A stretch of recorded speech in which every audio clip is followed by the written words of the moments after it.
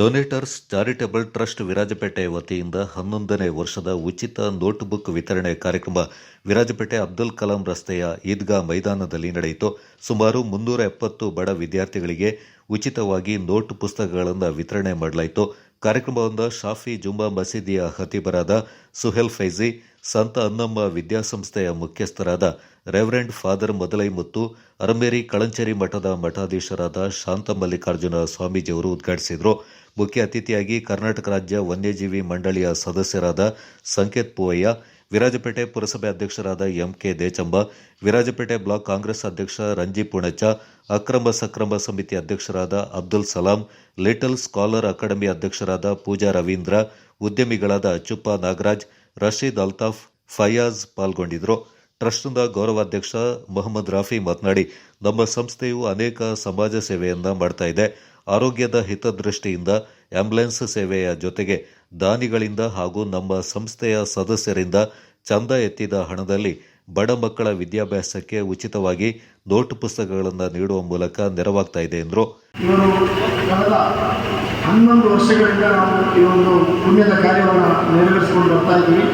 ಈ ವರ್ಷ ನಮ್ಮೊಂದಿಗೆ ನಮ್ಮ ಈ ವೇದಿಕೆಯಲ್ಲಿರುವಂತಹ ಎಲ್ಲ ಅತಿಥಿ ಗಣ್ಯರು ನಮ್ಮ ಎಲ್ಲ ಕಾರ್ಯಕ್ರಮಕ್ಕೂ ನಾವು ಕರೆದಾಗ ಬರುವಂತಹ ವ್ಯಕ್ತಿತ್ವ.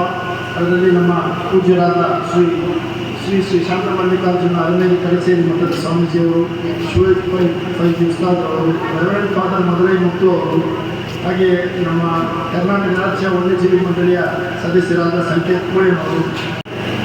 ಈ ಒಂದು ಇನ್ವಿಟೇಷನ್ ಹಾಗೆ ನೋಟಿಸನ್ನು ನಾವು ಸೋಷಿಯಲ್ ಮೀಡಿಯಾದಲ್ಲಿ ವೈರಲ್ ಮಾಡಿದಾಗ ಸಿಂಗಾಪುರಿಂದ ನಮಗೊಂದು ಕರೆ ಬರುತ್ತೆ ನಮ್ಮ ಅಧ್ಯಕ್ಷರಿಗೆ. ಆ ಕರೆಯಲ್ಲಿ ಅವ್ರು ಏನು ಹೇಳ್ತಾರೆ ಅಂತ ಹೇಳಿದ್ರೆ, ನಾನು ನನ್ನ ಮನೆ ಪಟ್ಟ ದೇಶಕ್ಕೂ ಹೇಳಿದ್ದೆ ವಿಷಯ. ಸಿಂಗಾಪುರಿಂದ ಒಂದು ಹುಡುಗಿ ಫೋನ್ ಮಾಡಿ ಹೇಳ್ತಾಳೆ, ನಾನು ಒಂದು 5 ವರ್ಷ ಮುಂಚೆ ನಿಮ್ಮಲ್ಲಿ ಪುಸ್ತಕಗಳು ಓದಿದ್ದೆ, ನನಗೆ ಕಷ್ಟ ಇದೆ ಅಂತೇಳಿ. ಇವತ್ತು ನನಗೆ ಸಿಂಗಾಪುರದಲ್ಲಿ ನನಗೆ ಜಾಬ್ ಇದೆ, ನಾನು 5,000 ರೂಪೀಸ್ ನಿಮ್ಮ ಅಕೌಂಟಿಗೆ ಹಾಕ್ಕೊಡ್ತೀನಿ ಅಂತ ಹಾಕ್ಕೊಡ್ತೀನಿ. ನಾವು ನೀವೆಲ್ಲರಲ್ಲಿ ಬಯಸ್ತಾ ಇರೋದು ಯಾಕೆಂತಂದರೆ ಇವತ್ತು ಕಷ್ಟ ಅಂತ ಹೇಳಿದ್ರೆ ಮನುಷ್ಯನಿಗೆ ಬರೋದು, ಅದು ನಮಗೆ ಯಾವತ್ತೂ ಕೂಡ ರೆಗ್ಯುಲರ್ ಆಗಿ ನಮ್ಮಲ್ಲಿ ಇರೋದಿಲ್ಲ. ನಾವು ಅದನ್ನು ನಮ್ಮ ಜಾಣ್ಮೆಯಿಂದ, ವಿದ್ಯಾಭ್ಯಾಸದಿಂದ, ಹಾಗೆ ಭಾಳಷ್ಟು ದಾರಿಗಳಿದೆ ನಮಗೆ ನಮ್ಮ ಸಮಾಜದಲ್ಲಿ ನಾವು ಬೆಳೀಲಿಕ್ಕೆ. ಹಾಗಾಗಿ ಇಲ್ಲಿ ನಡೆದಿರ್ತಕ್ಕಂಥ ಎಲ್ಲ ವಿದ್ಯಾರ್ಥಿನಿಯರಲ್ಲಿ ಒಂದೇ ಕರೆ ಇರೋದೇನು ಅಂತ ಹೇಳಿದ್ರೆ, ನಾವು ನಡೆದು ಒಂದು ಹಾದಿ, ಅದು ಎಷ್ಟೇ ಕಷ್ಟದ ಹಾದಿ ಆದರೂ ಒಂದಲ್ಲ ಒಂದು ದಿನ ನಾವು ನಮ್ಮ ಗುರಿಯನ್ನು ಮುಟ್ಟುವ ತನಕ ನಮ್ಮ ಪ್ರಯತ್ನ ನಾವು ಮುಂದುವರಿಸಬೇಕು ಅಂತ ಹೇಳ್ತಾ ನನ್ನ ಟ್ರಸ್ಟಿನ ವತಿಯಿಂದ ಇಲ್ಲಿ ಆಗಮಿಸ್ತಕ್ಕ ಶಾಂತ ಮಲ್ಲಿಕಾರ್ಜುನ ಸ್ವಾಮೀಜಿಗಳು ಮಾತನಾಡಿ, ಯಾವುದೇ ವಸ್ತುಗಳಿಂದ ಕಳ್ಳರು ಕದಿಯಬಹುದು, ಆದರೆ ತಮ್ಮ ಜ್ಞಾನವನ್ನು ಕದಿಯಲು ಸಾಧ್ಯವಿಲ್ಲ. ಅಲ್ಲದೆ ತಾವು ಪಡ್ಕೊಂಡ ಪುಸ್ತಕದಲ್ಲಿ ಉತ್ತಮ ರೀತಿಯಲ್ಲಿ ಓದಿ ಮುಂದೆ ಒಂದು ದಿನ ತಾವು ಉತ್ತಮ ರೀತಿಯಲ್ಲಿ ಇದ್ದರೆ ತಮಗೆ ಸಹಾಯ ಮಾಡಿದ ಸಂಸ್ಥೆಯನ್ನ ಮರೆಯಬಾರದು ಎಂದರು. ಸರ್ವಾಂಗೀಣ ಬದುಕಿಗೆ ಅದರಷ್ಟು ಆಶ್ರಯವನ್ನ, ಶಕ್ತಿಯನ್ನು ತುಂಬುವಂಥದ್ದು ಬೇರೆ ಯಾವುದೇ ಇಲ್ಲ. ಅದಕ್ಕೆ ಹೇಳ್ತಾರೆ, ನಹಿ ಜ್ಞಾನೇನ ಸದೃಶಂ ಅಂತ ಹೇಳ್ತಾರೆ. ಜ್ಞಾನಕ್ಕಿಂತ ಮಿಗಿಲಾದಂತಹ ವಸ್ತು ಇನ್ನೊಂದಿಲ್ಲ ಅಂತ ಹೇಳ್ತಾರೆ. ಅದಕ್ಕೆ ಮಿಗಿಲಾಗಿ ಅಲ್ಲವ ಪ್ರಭುಗಳು ಒಂದು ಕಡೆ ಒಂದು ಮಾತು ಹೇಳ್ತಾರೆ, ಭೂಮಿ ನಿನ್ನದಲ್ಲ, ಹೇಮ ನಿನ್ನದಲ್ಲ, ಕಾಮಿನಿ ನಿನ್ನವಳಲ್ಲ. ಅಂದರೆ ಭೂಮಿ ಇರ್ಬೋದು, ಸಂಪತ್ತಿರ್ಬೋದು, ಕಾಮಿನಿ ಅಂದರೆ ನಮ್ಮ ವಯಸ್ಸಾದಂಥ ಸಂದರ್ಭದಲ್ಲಿ ನಮಗೆ ಮಾಡುವಂಥ ಯತ್ನ ಇರ್ಬೋದು, ಇದು ಯಾವುದು ನಮ್ದಲ್ಲ, ಅದು ವಯೋಸಹಜವಾಗಿ ನಮಗೆ ಲಭ್ಯ ಆಗುವಂಥದ್ದು. ಮುಂದುವರೆದು ಒಂದು ಒಳ್ಳೆ ಮಾತು ಹೇಳ್ತಾರೆ. ಎಷ್ಟು ಒಳ್ಳೆ ಮಾತು ಅಂದರೆ, ಭೂಮಿ ನಿನ್ನದಲ್ಲ, ಹೇಮ ನಿನ್ನದಲ್ಲ, ಕಾಮಿನಿ ನಿನ್ನವಳಲ್ಲ, ನಿನ್ನೊಡವೆ ಎಂಬುದು ಜ್ಞಾನ ರತ್ನ ಅಂತ ಹೇಳ್ತಾರೆ. ನಿನ್ನ ಸಂಪತ್ತು ಯಾವುದಪ್ಪ ಅಂದರೆ ಜ್ಞಾನ ಅನ್ನುವಂಥದ್ದೇ ನಿನ್ನ ಸಂಪತ್ತು. ಆ ಸಂಪತ್ತನ್ನು ನೀನು ಪಡ್ಕೋಬೇಕು ಅಂತ. ಇವತ್ತು ನಾವು ಸಾಕಷ್ಟು ಈ ಸಾಮಾಜಿಕ ವ್ಯವಸ್ಥೆಯಲ್ಲಿ ನೋಡ್ತೇವೆ, ಸಂಪತ್ತು ಜ್ಞಾನವನ್ನು ಪಡೆದುಕೊಂಡವರಿಂದನೇ ಈ ಸಮಾಜದಲ್ಲಿ ಹಲವಾರು ರೀತಿಯಾಗಿರ್ತಕ್ಕಂತಹ ಘಟನೆಗಳು ಸಂಭವಿಸುವಂಥದ್ದನ್ನು ಸಹ ನಾವು ನೋಡ್ತೇವೆ. ಅದಕ್ಕೋಸ್ಕರ ಇನ್ನೂ ಚೆನ್ನಾಗಿ ಏನು ಹೇಳ್ತಾರೆ ಅಂತ ಹೇಳಿದ್ರೆ, ಆ ಜ್ಞಾನವನ್ನು ಪಡೆದುಕೊಳ್ಬೇಕು. ಆ ಜ್ಞಾನವನ್ನು ಪಡೆದುಕೊಂಡಂಥ ತರುವಾಯ ಇಂತಪ್ಪ ಜ್ಞಾನ ರತ್ನವ ಕೆಡಗೊಡದೆ ನೀನು ಅಲಂಕರಿಸಿದೆಯಾ ಅಂದರೆ ನಿನಗಿಂತ ಸಿರಿವಂತರು ಯಾರೂ ಇಲ್ಲ. ಯಾರಪ್ಪ ಜಗತ್ತಿನ ಶ್ರೀಮಂತ ಅಂತ ಹೇಳಿದ್ರೆ, ನಾನು ಪಡೆದುಕೊಂಡಂತಹ ಜ್ಞಾನವನ್ನ ಸಮರ್ಪಕವಾಗಿ ಸಮಾಜಮುಖಿಗೊಳಿಸಿ ಸಮಾಜಕ್ಕೆ ಅದರ ಕೊಡುಗೆಯನ್ನು ಕೊಡ್ತಾ ಹೋಗುವಂಥದ್ದಿದೆಯಲ್ಲ, ನಾನು ಪಡೆದಂಥ ಶಿಕ್ಷಣ ನನಗೋಸ್ಕರ ಅಲ್ಲ, ಅದೆಲ್ಲವೂ ಸಮಾಜಕ್ಕೆ ಅನ್ನುವಂಥದ್ದನ್ನು ನಾವು ಭಾವಿಸಿ ಭಾವಿಸುವಂಥದ್ದು ಇದೆಯಲ್ಲ, ಅದು ಬಹಳ ಮುಖ್ಯವಾಗಿರ್ತಕ್ಕಂಥ ಕೆಲಸ.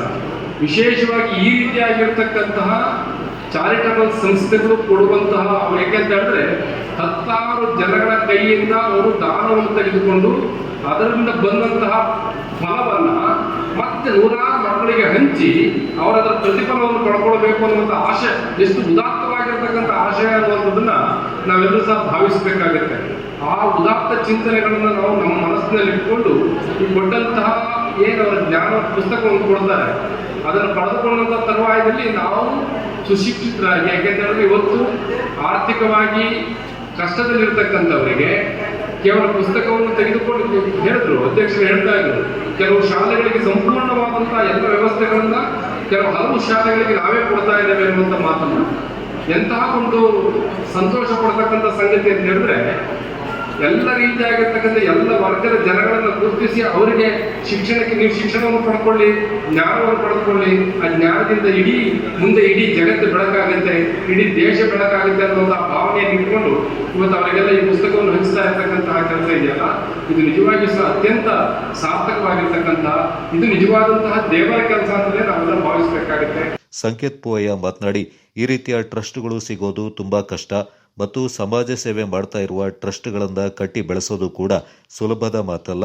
ಸುಮಾರು 10 ವರ್ಷಗಳಿಂದ ನಿರಂತರವಾಗಿ ಸಮಾಜ ಸೇವೆ, ಬಡ ವಿದ್ಯಾರ್ಥಿಗಳಿಗೆ ಉಚಿತವಾಗಿ ಪುಸ್ತಕ ನೀಡುವ ಕಾರ್ಯಕ್ರಮ ಮಾಡ್ತಾ ಇರುವುದು ಶ್ಲಾಘನೀಯವೆಂದರು. ಅದಕ್ಕೆ ಅನುಕೂಲವಾದಂತಹ ಒಂದು ವಾತಾವರಣವನ್ನು ಯಾವ ರೀತಿ ಡೊನೇಟರ್ಸ್ ಚಾರಿಟೇಬಲ್ ಟ್ರಸ್ಟ್ ವಾತಾವರಣವನ್ನು ಕೊಡ್ತಾ ಇದೆ, ಬೆನ್ನುಕಟ್ಟಿ ಆ ವಿದ್ಯಾರ್ಥಿನಿಯರನ್ನ ಮುಂದಕ್ಕೆ ತಗೊಂಡು ಬರ್ತಾ ಇದೆ ಅಂತ ಹೇಳ್ತಕ್ಕಂಥ ವಿಚಾರದಲ್ಲಿ ಈಗಾಗಲೇ ಸ್ವಾಮಿಗಳು ನಮ್ಮ ಜೊತೆ ಸುದೀರ್ಘವಾಗಿ ನಮ್ಮ ಜೊತೆ ಮಾತನಾಡಿ ಅವರ ಭಾವನೆಗಳನ್ನು ಹಂಚಿಕೊಂಡು ಅವರ ಆಶೀರ್ವಾದವನ್ನು ಕೂಡ ಮಾಡಿದ್ದಾರೆ. ಈಗ ಬಂಧುಗಳೇ, ನಾನು ನನ್ನ ಸುದೀರ್ಘವಾದಂಥ ಈ ಸಾರ್ವಜನಿಕ ಬದುಕಿನಲ್ಲಿ ಹಲವಾರು ವೇದಿಕೆಗಳಲ್ಲಿ ಹೋಗಿ ಮಾತನಾಡಿದ್ದೇನೆ. ವೇದಿಕೆಯಲ್ಲಿ ಮಾತನಾಡ್ತಕ್ಕಂಥದ್ದು ಬಹಳ ಸುಲಭ ಇದೆ, ಆದರೆ 4 ಮೆಟ್ಟಿಲು ಇಳಿದ ಮೇಲೆ ನಾವು ಮಾತನಾಡಿದಂಥ ಆ ರಸ್ತೆಯಲ್ಲಿ ನಡ್ಕೊಂಡು ಹೋಗ್ತಕ್ಕಂಥದ್ದು ಅತ್ಯಂತ ಕಷ್ಟಕರವಾದಂಥ ವಿಚಾರ. ವಿಶೇಷವಾಗಿ ಸಾರ್ವಜನಿಕ ಬದುಕಿನಲ್ಲಿ ಒಂದು ಸಂಘ ಸಂಸ್ಥೆ ನಡೆಸ್ತಕ್ಕಂಥ ವಿಚಾರ ಬಂದಾಗ, ಸೇವೆ ಮಾಡ್ತಕ್ಕಂಥ ವಿಚಾರ ಬಂದಾಗ ಅದರಲ್ಲಿ ಸ್ವಾರ್ಥ ಅಡಗಿದೆ ಅಂತ ಹೇಳಿದಾಗ ಖಂಡಿತವಾಗಲೂ ಅದು ಸೇವೆ ಆಗುವುದಿಲ್ಲ. ನಿಸ್ವಾರ್ಥತೆಯಿಂದ ಸೇವೆ ಮಾಡ್ತೀನಿ ಅಂತ ಹೇಳ್ತಕ್ಕಂಥದ್ದು ಸುಲಭ ವೇದಿಕೆ ಅಂತ, ಆದರೆ ಮಾಡ್ತಕ್ಕಂಥದ್ದು ತುಂಬ ಕಷ್ಟದ ಕೆಲಸ.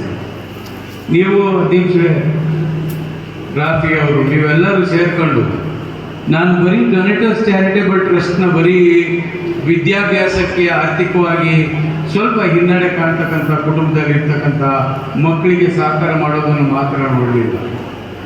ವಿರಾಜಪೇಟೆಯಲ್ಲಿ ಮಾತ್ರ ಅಲ್ಲ, ಸುತ್ತಮುತ್ತಲ ಪ್ರದೇಶದಲ್ಲಿ ಗ್ರಾಮಗಳಿಗೆ ಹಲವಾರು ವಿಚಾರಗಳಲ್ಲಿ ಆರೋಗ್ಯ ಸಮಸ್ಯೆ ಇರ್ಬೋದು, ಮತ್ತಿತರ ಸಮಸ್ಯೆಗಳಿರ್ಬೋದು, ನಿಸ್ವಾರ್ಥ ಸೇವೆಯನ್ನು ಮಾಡ್ಕೊಂಡು ಬಂದಿರತಕ್ಕಂಥದ್ದನ್ನು ನಾನು ನೋಡ್ಕೊಂಡು ಬಂದಿದ್ದೇನೆ. ಸಂಪನ್ಮೂಲಗಳ ಕ್ರೋಢೀಕರಣ ಅದೊಂದು ದೊಡ್ಡ ಸವಾಲೇ ಇದೆ, ಆದರೆ ಅದನ್ನೆಲ್ಲ ಒಂದು ಸವಾಲನ್ನು ಅದನ್ನು ಸ್ವೀಕರಿಸಿ ಅದನ್ನು ಮೆಟ್ಟಿ ನಿಂತು ಆ ಸಮಸ್ಯೆನ ನೀವು ಸದಾಕಾಲ ಏನು ಸೇವೆಯನ್ನು ಮಾಡ್ಕೊಂಡು ಬರ್ತಾ ಇದ್ದೀರಿ, ಅದಕ್ಕೆ ಎಲ್ಲರ ಪರವಾಗಿ ನಿಮಗೆ ಅಭಿನಂದನೆಗಳನ್ನು ಮತ್ತು ಕೃತಜ್ಞತೆಗಳನ್ನು ನಾನು ಸಲ್ಲಿಸ್ತೇನೆ. ರೆವರೆಂಡ್ ಫಾದರ್ ಮೊದಲೇ ಮುತ್ತು ಆಶೀರ್ವಚನ ಮಾಡಿದರು. ನಾನು ಮೊದಲನೇ ದಿನದಿಂದಲೂ ಇದಕ್ಕೆ ಬರ್ತಾ ಇದ್ದೀನಿ. 11 ವರ್ಷಗಳ ಮಧ್ಯದಲ್ಲಿ 2 ವರ್ಷ ಮೈಸೂರು ಬರಲಿಲ್ಲ, ಮತ್ತೆ ಎಲ್ಲ ವರ್ಷ ಕೂಡ ಬಂದಿದ್ದೀನಿ. ಅದು ನಿಮ್ಮ ಸೇವೆಯನ್ನು ನಾವು ಕಂಡಿದ್ದೇವೆ. ಆದ್ದರಿಂದ ಇದನ್ನು ಸರಿಯಾಗಿ ಉಪಯೋಗಿಸಿ ಈಗ ಫಲಾನುಭವಿಗಳಾದ ನೀವು ಇದನ್ನು ಪಡ್ಕೊಂಡು ವಿದ್ಯಾವಂತರಾಗಿ ಮತ್ತು ಹೃದಯವಂತರಾಗಿ ಮುಂದೆ ನೀವು ಕೂಡ ಇತರರಿಗೆ ಸಹಾಯ ಮಾಡಿ, ನೀವು ಕೂಡ ಇತರರಿಗೆ ಪ್ರೀತಿಯನ್ನು ತೋರಿಸಿ ಇದೇ ಒಂದು ಕಾರ್ಯವನ್ನು ಮುಂದುವರಿಸಿ ಅಂತ ಹೇಳ್ತಾ ನನ್ನ 2 ಮಾತನ್ನು ಮುಗಿಸ್ತೀನಿ. ಹೇಳೋದು, ಪ್ರತಿಯೊಬ್ಬರ ಜೀವನದಲ್ಲೂ ನಾವು ಹುಟ್ಟುವಾಗ ಹಾಗೆ ನಾವು ಬೆಳೆಯುತ್ತಾ ನಮ್ಮ ಬಾಲ್ಯದಲ್ಲಿ ಬರುವಾಗ ನಾವೆಲ್ಲರೂ ನಮ್ಮ ಮನಸ್ಸಿನಲ್ಲಿ ಹುಟ್ಟುವುದು ನಾವೇನಾದರೂ ಒಂದು ಸಾಧನೆ ಮಾಡಬೇಕು, ನಮ್ಮ ಜೀವನದಲ್ಲಿ ನಾವು ನಮ್ಮ ತಂದೆ ತಾಯಿನ ನೋಡ್ಕೋಬೇಕು, ಅಥವಾ ನಮ್ಮ ಸಹಪಾಠಿಗಳಿರ್ಬೋದು, ನಮ್ಮ